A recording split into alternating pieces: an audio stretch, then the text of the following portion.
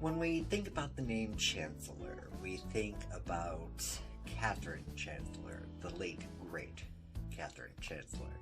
And she was portrayed by the late, great Jeannie Cooper. However, when The Young and the Restless began, which most of you might or might not know about, Catherine was a spouse to Philip Chancellor II. So the name Chancellor stems from Philip Chancellor. So the lineage of the Chancellor men stems from him, and Catherine has her own lineage as well, which we can get into in another episode, but we're going to talk about the Chancellor men. Philip and Catherine Chancellor were high society members of Genoa City, as you can imagine, and they had pitfalls all of their own. Catherine was an alcoholic, heavy smoker, had infidelity issues, and Philip was pretty much on his last legs with Catherine, and eventually ended up kind of cozying up to Jill Foster, and eventually things led to their own sort of relationship forming, and Jill ended up getting pregnant by Philip. And that pregnancy ended up giving birth to Philip III. Now, there's been a huge, battle between Jill and Catherine throughout the years, and that can, be its own episode, because of the birth of Philip III. And,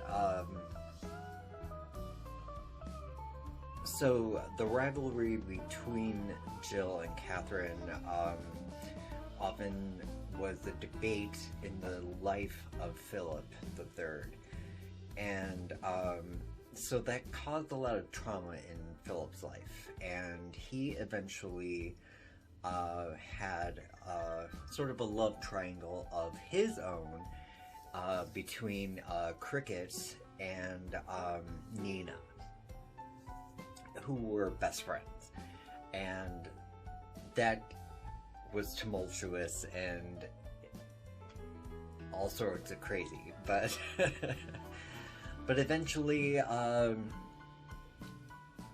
Nina gets Phil drunk and gets pregnant by him, and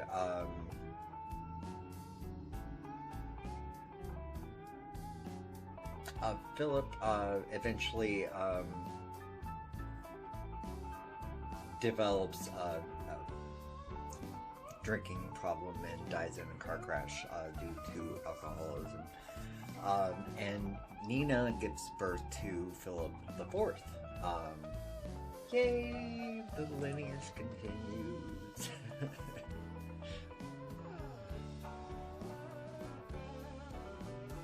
Now, Philip IV adopts the nickname Chance, which I don't know how that came about. I think it's silly. Chancellor. It sounds funny, but I'm not writing the show. And he didn't really have anything significant to do with the show for a very long time. I think, in fact, it took some time for him to sort of find some legs in the show, which is odd because of his lineage of, being a male chancellor, being that maybe the fact that, Catherine was still around, that, she was Queen Bee.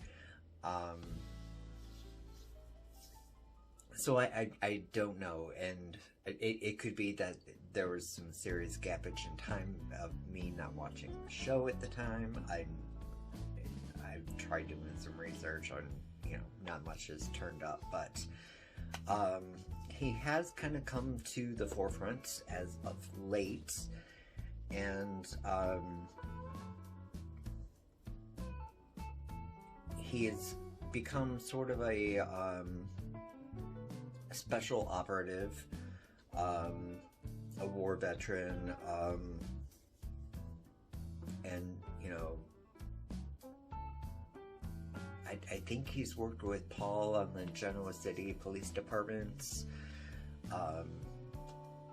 and I know he's done some special ops and stuff like that, so he's definitely got a strong military background, espionage kind of stuff. But at that rate, at some point in time, his dad came back from the dead. I forget the reason why. It was some special moment in Chance's life. I wish I researched this a little bit better, but basically it was revealed that that Philip III faked his death because he was ashamed of his homosexuality, and he has yet to return, which is kind of sad, because there's a lot that has happened in Chance's life, especially recently.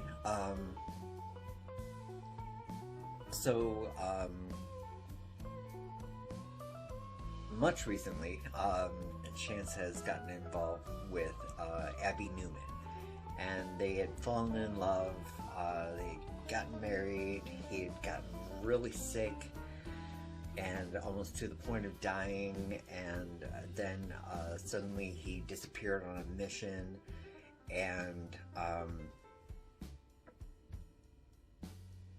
they didn't know where he was, and then all of a sudden it was reported that he had died on this mission, and during during that time, Abby and Chance were trying to conceive, which wasn't possible because Chance was infertile. However, because of Devon and Mariah, they were able to do an in vitro surrogate sort of thing. So Mariah was carrying Abby and Chance's baby via Devon's sperm and Abby's egg. So Chance was missing out on all of this during his mission, and apparently his death. However, Abby didn't give up. She decided she was going to go to Spain, and eventually she found out that Chance was alive. He was kind of like in a hideout, and she brought him back to Genoa City, and everything seems to be hunky-dory at the moment. We shall see what is going on. So that kind of shuts down the Chancellor lineage as far as continuing the genetic line, unless Philip III somehow manages to spawn off some kids for adoption or something like that, which would be interesting, because I think he's been passed off so awfully, considering how wonderful it was to bring him back in such a way to tell a story that was so important. And not only that, but considering how important the lineage of the Chancellor name is to the Young and the Restless, just like the Newmans and the Abbotts, I think it would be important to introduce a new male Chancellor, genetically. But that's just me. So yeah, I mean, that's pretty much where everything is. If I missed out on anything, do let me know in the comments below. This was an interesting video to do. I feel it's a little bit rushed, but they're just, I mean, I just cut to the basics. So, yeah, thanks so much for watching. Love and light to you all.